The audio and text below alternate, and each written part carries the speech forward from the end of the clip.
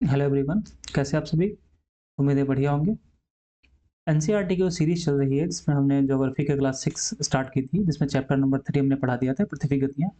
ये वीडियो उसी चैप्टर से जुड़ा हुआ है, लेकिन इसमें एमसीक्यू है। जैसा कि मैंने आपको बताया था कि जो चैप्टर हम पढ़ेंगे, उसके बाद उससे रिलेटेड जो एमसीक्यू बन पाएँगे, उनको करेंगे। तो आज का जो वीडियो होगा, ये वीडियो चैप्टर नंबर 3 से होगा, जो पृथ्वी की गतियाँ हैं। इसमें लगभग 9 सवाल हैं, उसको हम करेंगे और डिटेल में समझेंगे। जिन लोगों ने अभी लेक्चर नहीं देखा है, इस लेक्चर को देख लीजिए, उसके बाद में क्वेश्चन करेंगे। तो चलिए स्टार्ट करते हैं। पहला क्वेश्चन देखते हैं क्या है। देखिए, पहला क्वेश्चन है कि नीचे दिए गए कथनों पर विचार कीजिए। इसमें 2 स्टेटमेंट है। पहला क्वेश्चन है, पहला इसका स्टेटमेंट है, पृथ्वी अपने अक्ष पर घूर्णन पृथ्वी का अपने अक्ष पर घूर्णन कहलाता है। और पृथ्वी पहला स्टेटमेंट क्या है, सही है गलत है? तो पहला स्टेटमेंट बिल्कुल सही है, यहाँ पर सही है। दूसरा स्टेटमेंट क्या है, पृथ्वी की सूर्य के चारों ओर एक स्थिर कक्षा में गति को परिक्रमण कहते हैं। यहाँ पर 2 बातें बोली गई, घूर्णन और क्या बोला गया, परिक्रमण। पहले इनको समझ लेते हैं, फिर आंसर निकाल लेते हैं। देखिए, कोई भी ग्रह जो होता है, कोई भी ग्रह होता है, वो जब अपने अक्ष पर घूमता है, जैसे मान लीजिए पृथ्वी है यहाँ पर, पृथ्वी का अपना अक्ष है यहाँ, ये इसका अक्ष हो जाएगा, एक्सिस हो जाएगा। तो जब कोई ग्रह अपने अक्ष पर ही घूमता है, ये इसका एक्सिस हो जाएगा, अपने अक्ष पर घूमती है, तो ये जैसे पृथ्वी की दिशा क्या है, एंटी क्लॉकवाइज है। इस तरीके से इसकी दिशा है, यानी वेस्ट टू ईस्ट इसकी दिशा है। तो जब कोई ग्रह अपने ही अक्ष पर घूमना शुरू करता है, तो उसको घूर्णन कहते हैं, घूर्णन गति कहते हैं। और साथ में और क्या बोलते हैं इसको, परिभ्रमण भी बोलते हैं। ठीक है, लेकिन जब वो अपने स्टार यानी सन, यानी जैसे कि सूरज है, सन है, इसके चारों तरफ घूमना शुरू करता है, इस तरीके से, ये इसकी कक्षा है, इसका अपना ऑर्बिट है, और ये इसके चारों तरफ घूमना शुरू करता है ऐसे। तो ये जिस कक्षा में है, घूमती है, ये जिस कक्षा में, मतलब कि ये जो ग्रह है, जिस कक्षा में घूमता है, इसको ऑर्बिट बोलते हैं, कक्ष बोलते हैं, कक्षा बोलते हैं, जिस कक्षा में घूमती है। तो इस गति को क्या बोलते हैं, इस गति को बोलते हैं परिक्रमण।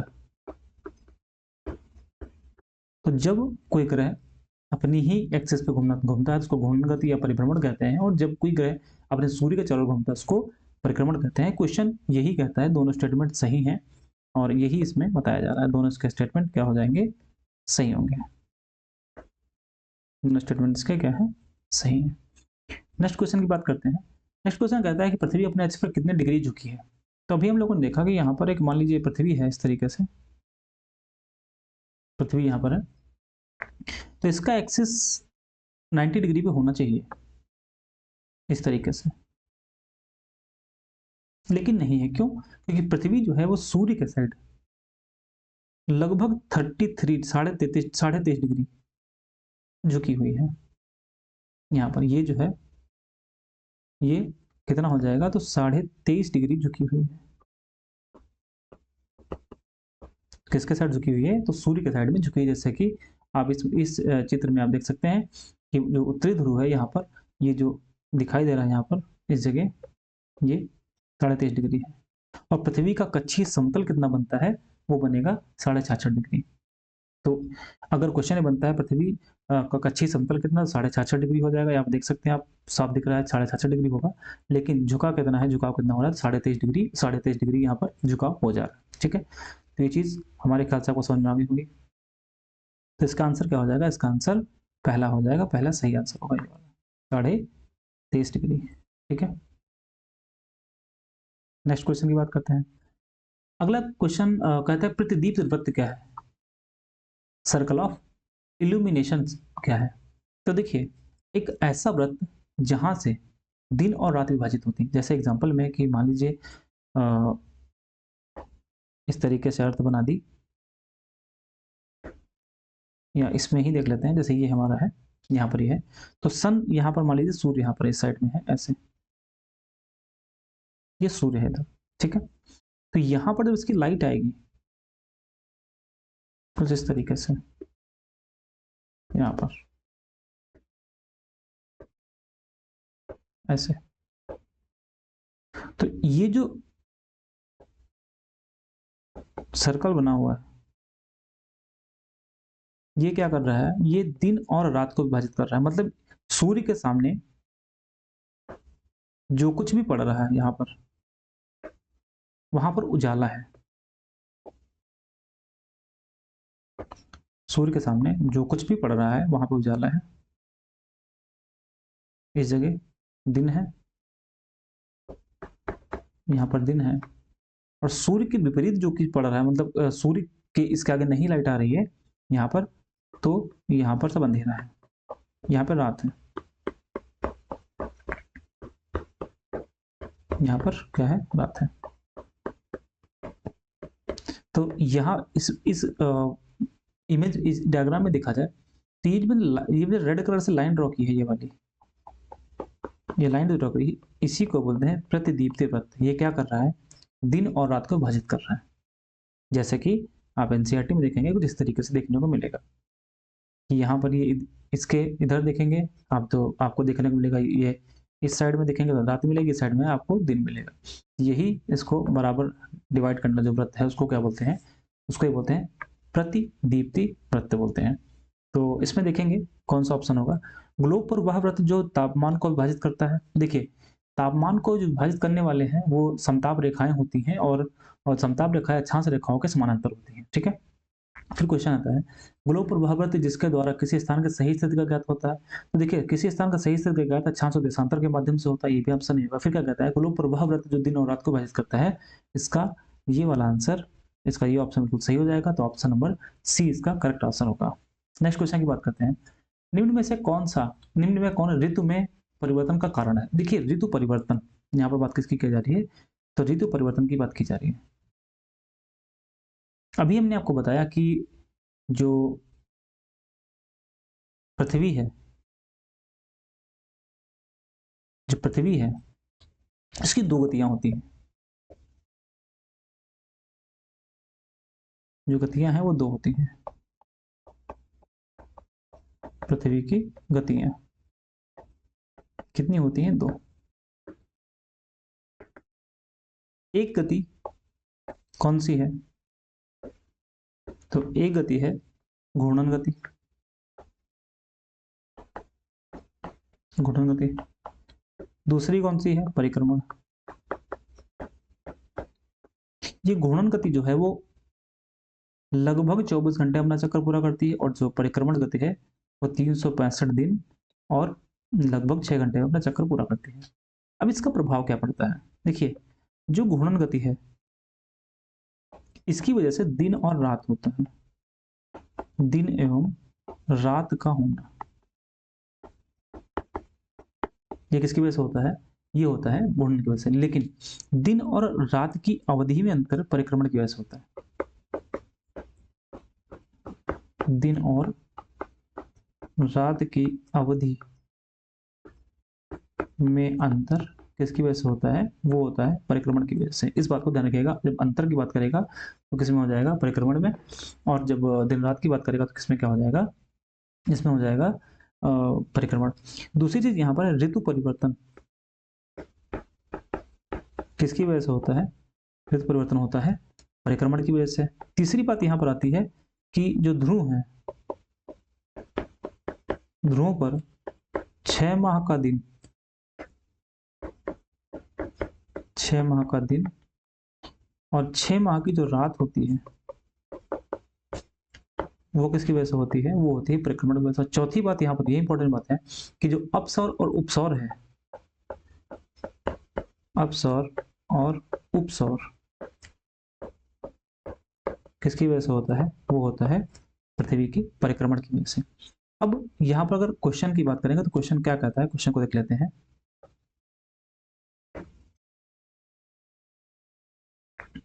क्वेश्चन ये है कि ऋतु परिवर्तन क्यों होता है। तो देखिए सूर्य के चारों ओर पृथ्वी की स्थिति में परिवर्तन, मतलब सूर्य के चारों ओर जब पृथ्वी चक्कर लगाती है तो उसके स्थिति में परिवर्तन होता है, जैसा कि आपने एनसीईआरटी वाले चैप्टर में पढ़ा था। फिर क्वेश्चन आता है पृथ्वी का गुरुत्वाकर्षण बल। देखिए पृथ्वी का जो गुरुत्वाकर्षण बल है इसकी वजह से जो पृथ्वी का वायुमंडल है वो रुका हुआ है, वायुमंडल उपस्थित है। उसके पीछे एक रीजन क्या है कि पृथ्वी का गुरुत्वाकर्षण, वायुमंडल की उपस्थिति। वो जो वायुमंडल है वो गुरुत्वाकर्षण की वजह से बना हुआ है। तीसरा क्वेश्चन क्या है, तीसरा ऑप्शन क्या है, चंद्रमा का पृथ्वी के चारों ओर स्थिर कक्षा में परिक्रमण। देखिए चंद्रमा जो चक्कर लगाता है पृथ्वी का, इससे आप पढ़ेंगे आगे तो जो सूर्य ग्रहण और चंद्र ग्रहण होता है उसकी उसमें काम आता है, लेकिन यहाँ पर इस क्वेश्चन के हिसाब से इसका आंसर क्या होगा, इसका आंसर ए हो जाएगा। ठीक है, नेक्स्ट क्वेश्चन की बात करते हैं। क्वेश्चन ये कहता है कि 21 जून को पृथ्वी का उत्तरी गोलार्ध सूर्य की तरफ झुका होता है। चलिए भाई बनाया जाए। यहाँ पर ये पृथ्वी है, इस तरीके से मान ले पृथ्वी है, और इसमें आपको पता है कि कर्क रेखा होती है, ये कर्क विषुवत रेखा है, उसके ऊपर कर्क रेखा है यहाँ पर, और फिर मकर रेखा, इसके ऊपर यहाँ पर आर्कटिक रेखा, और यहाँ पर उत्तरी ध्रुव है जिसकी वैल्यू 90 डिग्री नॉर्थ है, और यहाँ पर 66.5 साउथ अंटार्कटिक रेखा, और यहाँ पर क्या है दक्षिणी ध्रुव जिसकी वैल्यू 90 डिग्री साउथ है। ठीक, अब क्या कहता है कि 21 जून की बात है, पृथ्वी के उत्तरी गोलार्ध सूर्य की तरफ झुका हुआ है। अब अगर ये सूर्य की तरफ झुकेगा, सपोज करिए कि यहाँ पर इसका एक्सिस है, ये इसका एक्सिस है, ठीक, ये इसका मान लीजिए एक्सिस है। तो जब ये सूर्य की तरफ झुकेगा, सूर्य इधर है, यहाँ पर सूर्य है, जब इसकी तरफ झुकेगा तो क्या होगा, देखिए इसको थोड़ा झुकाते हैं इसके साइड में,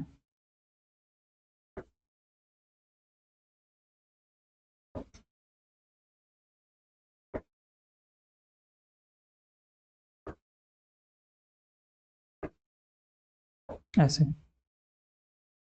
सूर्य की तरफ झुक गया, देख रहे होंगे आप।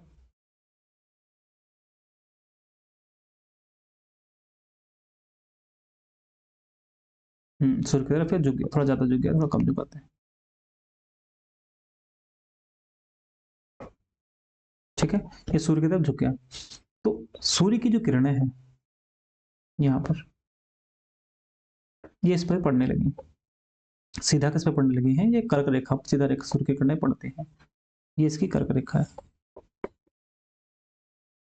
यहाँ पर इसकी सीधा किरणें पड़ने लगी। अब क्या होगा, जब इस पे कर्क रेखा पर सूर्य की किरणें लंबवत पड़ेंगी तो इसकी वजह से क्या होता है कि उष्मा अधिक मिलेगी, यानी कि उसमें दिन लंबा होगा और रात छोटी होगी। इस अवस्था को क्या बोलते हैं, देखिए जब सन की किरणें, सूर्य की किरणें 21 जून को कर्क रेखा पर लंबवत पड़ती हैं तो इसको बोलते हैं उत्तर आयंत। इस घटना को क्या बोलते हैं, उत्तर आयंत बोलते हैं। दक्षिणायंत कब कब होता है, तो 22 दिसंबर को, जब सूर्य की किरणें मकर रेखा पर लंबवत पड़ती हैं तो दक्षिण आयंत बोलते हैं उसको है। विषुव क्या होता है, तो विषुव वो कंडीशन है जब सूर्य की किरणें विषुवत रेखा पर लंबवत होती हैं, और ऐसा साल में 2 बार होता है, 21 मार्च और 23 सितंबर। अच्छा, विषुव क्या होता है, विषुव क्या होता है, ऐसी स्थिति जब पृथ्वी पर दिन और रात बराबर हो, ऐसी स्थिति पृथ्वी पर दिन रात बराबर, उसको क्या बोलते हैं, विषुव बोलते हैं। तो जब यहाँ पर 21 जून का जिक्र है तो कर्क रेखा सबसे गर्म रेखा होगी, उष्मा ज्यादा मिलेगी, दिन लंबे होंगे, रातें छोटी होंगी, तो इस अवस्था क्या बढ़ेंगे, क्या बोलते हैं, उत्तरायण बोलते हैं। इसका जस्ट उल्टा कर देंगे कि जब 22 दिसंबर होगी तो पृथ्वी पृथ्वी का दक्षिणी गोलार्ध सूर्य की तरफ झुका होगा, मकर रेखा पर उष्मा ज्यादा मिल रही होगी, परिणाम स्वरूप दिन लंबे होंगे, रातें छोटी होंगी, तो इस अवस्था को क्या बनेंगे, दक्षिणायन। लेकिन विषुव क्या होता है, जब सूर्य की किरणें, लंबवत किरणें विषुवत रेखा पर पड़ती हैं तो पृथ्वी पर दिन और रात बराबर होते हैं। ऐसी कंडीशन कब होती है, ऐसी स्थिति कब होती है, जब 21 मार्च और 13 सितंबर होता है। तो हमारे ख्याल से कुछ समझ में आ गया होगा। बढ़ते हैं अगले क्वेश्चन पर। देखिए क्वेश्चन जो हमने बताया वही चीज आ गई इसमें, कहता है दक्षिण आयंत के संदर्भ में दिए गए कथनों पर विचार कीजिए। तो पहला कथन है कि दक्षिणी ध्रुव सूर्य की ओर झुका होता है, तो अभी हमने बताया कि दक्षिण ध्रुव सूर्य की ओर झुका होता है, ये स्टेटमेंट सही है। दूसरा है सूर्य की किरणें मकर रेखा पर सीधी पड़ती हैं, बिल्कुल सही है। दक्षिण गोलार्ध पर छोटे दिन लंबी रातें होती हैं, ये गलत है। क्यों? क्योंकि जब सूर्य की किरणें मकर रेखा पर पड़ेंगी तो उष्मा ज्यादा मिलेगी, दिन बड़े होंगे, दिन छोटे नहीं होते हैं, बड़े दिन होते हैं। जब दिन बड़े होंगे तो रातें कैसी होंगी? छोटी होंगी। यहाँ पर कहता है कौन सा कथन सत्य है, तो इसका 1 और 2 सत्य है, बाकी इसमें जो तीसरा स्टेटमेंट है वो गलत है यहाँ पर। ठीक है, इसको मैंने डिटेल में समझा ही दिया तो बहुत बताना है नहीं। अगले क्वेश्चन की बात करते हैं, विषुव क्या है? इसको मैंने आपको बताया अभी। विषुव क्या होता है? जब विषुवत वृत्त पर सूर्य की किरणें सीधे पड़ती हैं। पहला स्टेटमेंट क्या है? कौन सा सत्य की बात कर रहा है? इस अवस्था में सूर्य की किरणें विषुवत वृत्त पर सीधी पड़ती हैं, बिल्कुल सही है, पड़ती हैं। पूरी पृथ्वी पर दिन और रात बराबर होते हैं, क्योंकि इसका मतलब ही होता है जब दिन रात बराबर हो। तीसरा है कोई भी ध्रुव सूर्य की ओर झुका नहीं होता है। देखिए, जब इसमें जब विषुव होगा, जब सूर्य की किरणें विषुवत वृत्त पर पड़ेंगे तो कोई झुका नहीं होगा, तो 12 घंटे दिन 12 घंटे रात होगी। तो फिर ये भी आंसर, ये भी इसका ऑप्शन सही है, इसलिए इसका आंसर सही क्या होगा? उपयुक्त में से सभी इसका आंसर होगा ऑप्शन डी। नेक्स्ट की बात करते हैं क्वेश्चन की। क्वेश्चन नंबर 8, 22 दिसंबर की तिथि को सूर्य, देखिए 22 दिसंबर की बात है, तो 22 दिसंबर मतलब दिसंबर की जो 22वीं तिथि है उसको क्या बोलते हैं? दक्षिण आयन तो बोलेंगे। पहली बात तो ये समझ लीजिए, दक्षिण आयन बोल देंगे। ठीक है, तो इस कंडीशन में क्या होता है? अयनांत बोलते हैं इसको, अयनांत। तो इस कंडीशन में क्या होता है? सूर्य मकर रेखा पर लंबवत किरणें डालता है, ऊष्मा ज्यादा प्राप्त होती है, तो ऊष्मा ज्यादा प्राप्त होती है तो दिन बड़े और रातें छोटी होती हैं। अब स्टेटमेंट पढ़ लेते हैं क्या है। क्या कहता है स्टेटमेंट? क्वेश्चन कहता है उत्तरी ध्रुव वृत्त पर क्षितिज के नीचे नहीं डूबता है, गलत है। दक्षिण ध्रुव दक्षिण ध्रुवीय वृत्त पर क्षितिज के नीचे डूबता है, ये भी गलत है, ये भी गलत है। मध्याह्न में भूमध्य रेखा पर ऊर्ध्वाधर रूप से व्योमस्थ चमकता है, गलत है। फिर क्या है? मकर रेखा पर ऊर्ध्वाधर रूप से व्योमस्थ चमकता है, इसका आंसर क्या हो जाएगा? डी। मतलब क्या, इसका मतलब क्या हुआ? मतलब ये हुआ कि मकर रेखा पर मतलब कि लंबवत किरणें सूर्य की पड़ती हैं, सीधी जो किरणें हैं वो पड़ती हैं। ठीक है, जिसका आंसर डी हो जाएगा, जो हमने एक्सप्लेन कर दिया पहले ही। अगले क्वेश्चन की बात करते हैं, पृथ्वी की गति जो सूर्य के चारों ओर कक्षा में होती है उसको परिक्रमण कहते हैं। स्टेटमेंट पहला सही है, पहला सही। दूसरा क्या बोलता है? पृथ्वी के परिक्रमण तथा पृथ्वी के अक्ष के निश्चित दिशा में झुके होने के कारण ऋतु परिवर्तन होता है।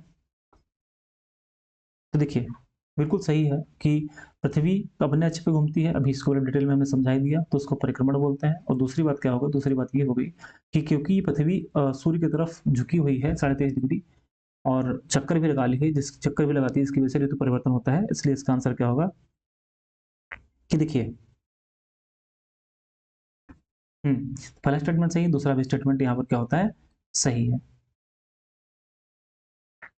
तो पहला कौन सा कथन सही की बात कर रहा है? तो दोनों कथन सही हैं, लेकिन इसमें दूसरा वाला पहले की व्याख्या नहीं कर रहा है, इसलिए इसका आंसर क्या हो जाएगा? आंसर हो जाएगा बी ऑप्शन। तो इसमें आंसर भी मैंने लिख दिया है, जो भी आंसर है तो आप देख लीजिएगा, जो भी आंसर हो। ये मैंने आपको समझा भी दिया यहाँ पर जो कॉन्सेप्ट था। इसमें इतना ही क्वेश्चन है और ज़्यादा क्वेश्चन नहीं है, 9 क्वेश्चन है। तो कैसा लगा वीडियो जरूर बताइएगा। अगला वीडियो जो होगा वो चैप्टर नंबर 4 का होगा, जो पहले हम उसके क्लास अपलोड करेंगे, उसके बाद में उससे रिलेटेड जो भी हमसे होंगे उनको करेंगे। ठीक है, मिलते हैं अगले वीडियो में। बहुत बहुत धन्यवाद।